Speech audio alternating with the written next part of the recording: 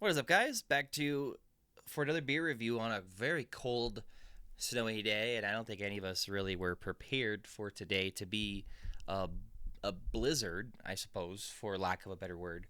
Um, it was definitely a blizzard. It was a very fun day, bundling up and staying warm. So, of course, we're drinking a stout today, um, and we're drinking a strong boy, very strong stout.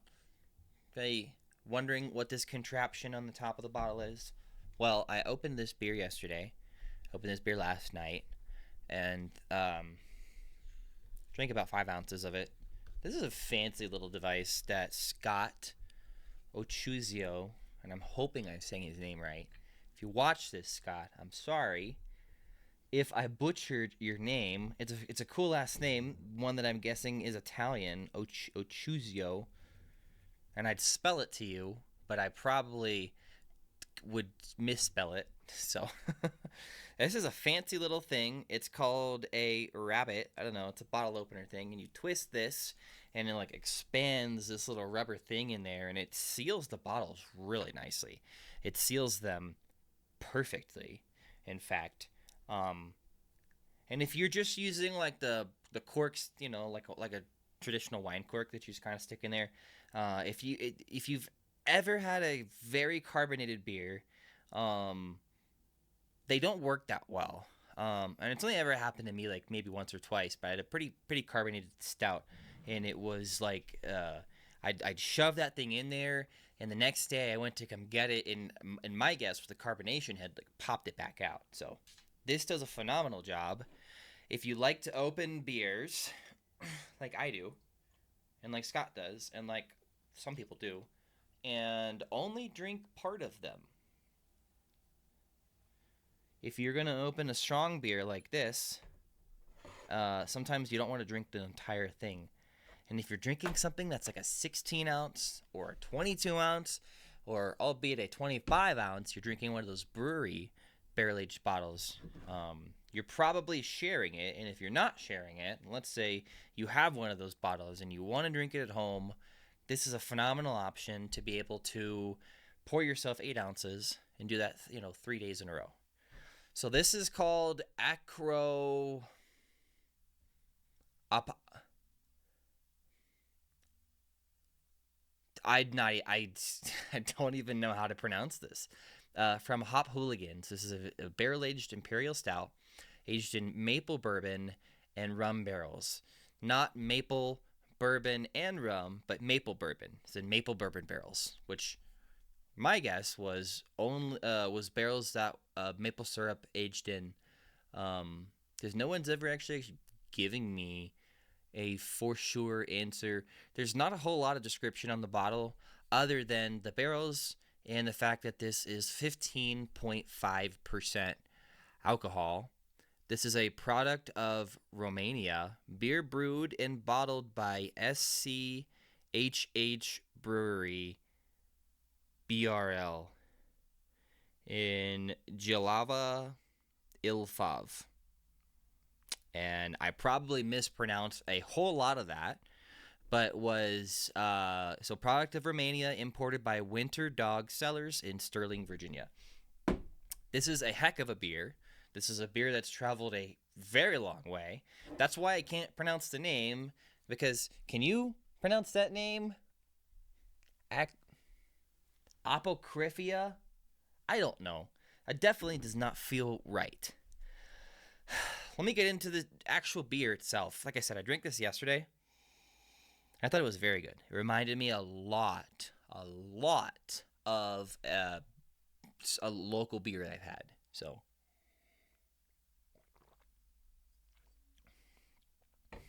yeah. It's thick. It's not motor oil thick, but it is definitely much higher gravity than traditional stouts. I don't know if you guys can see that, but it is leaving a real nice lacing on the glass. I mean, just leaving behind a lot of thick brown residue. That being said, it does taste pretty sugary, um, and you could definitely contribute that to the maple. It's not overly maple. and it doesn't taste overly like it doesn't taste like maple syrup was dumped into this, which is expected out of just being a maple bourbon barrel rather than having maple syrup as an adjunct. Though I've had maple bourbon barrel stouts before that must have had quite a bit of maple left over because they were very heavy maple. This is not. This is almost more barrel than maple, which is probably because of the added addition of the rum barrel. And I don't know if it's the same stout aged in the two different barrels and then blended, or if it was aged in maple bourbon barrels and then dumped also into rum barrels and double barrel aged. That I don't know. It just says stout aged in maple bourbon and rum barrels. I'm sure I could find out. I could do a little bit more research on this and I could get an answer for you guys, but that's not what I like to do. So the stout that this reminds me a lot of is stout from Local Relic. This brewery, my guess was probably they're probably a smaller batch brewery similar to Local Relic. The stout, just the flavor, just tastes a lot like a stout that I've had from Ben, and I'm trying to really place exactly what it is, which stout it is that I had. I've had so many. I know it was a beer that I had in a bottle. So my guess is it's probably the double mash vanilla, the rye vanilla, or the mead barrel stout. My best guess is it's one of those three stouts that this is reminding me of, which were all very good. I enjoyed all of them, and I had bottles of all of them.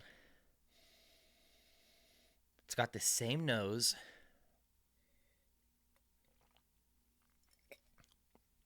I think this reminds me of the vanilla rye stout that Ben did, which was I think aged in Axe and Oak rye barrels. Um, it just has such a depth of flavor um, from the two different barrels. When you're combining such a strong imperial stout with all these dark malts, and this came out on the thicker side. With the two barrels that it aged in, I mean, the complexity of this is off the charts. I can only really say what this reminds me of because it's tough. I'm having a really tough time picking out some of the flavors that I'm getting from this because obviously, I mentioned that we've got wood, we've got maple syrup.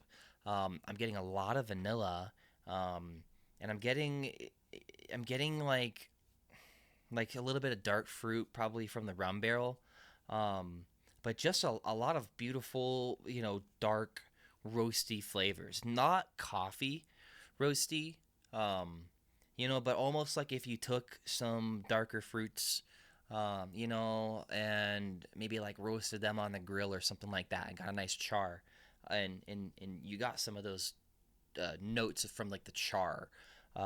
That's one of my best ways of describing this. I don't get any type of like cigar notes from this. Maybe a little bit of like molasses. Not really getting any type of spice from the barrel. All that aside, it's really just what I'm trying to say is like there is just a lot going on this beer compared to most barrel aged beers that I think are slightly more one dimensional. It's even got legs.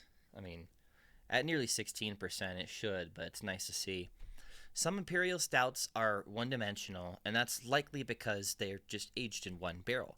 And they could be phenomenal, but still be one-dimensional. And this is not. This is multi-dimensional. This has got a lot of different things going on for it. This is an imperial stout, but it's got a lot of different flavors than you would expect from a typical imperial stout. And I don't know if you can see that, but the legs are crazy. I mean, this is like it's the legs are like whiskey, So it leads me to believe this maybe was double barrel aged, and maybe it was maple bourbon first and then rum barrel, and that's why it's so complex, and that's why the maple has died down a lot. If I was gonna give this a rating, I think I'm gonna go ahead and I'm gonna give this a 9. This is gonna be a 4.5 on Untapped all day. I like this beer a lot. This beer was only $12, so the chances that I'm gonna get another one to sit on or to share is actually quite high. And I don't normally go back out. In fact, in the last 6 months, the only bottle of beer that I ever wanted to go back out and get a second of was Goose Island. So very great beer. I got this at Coltrane. I have no clue where else in the world you could find this beer at. I know probably in Romania you could find this beer. Um, Otherwise, I don't know. So, guys, have any other questions? Want to find some beer like this? Let me know, and I appreciate you watching.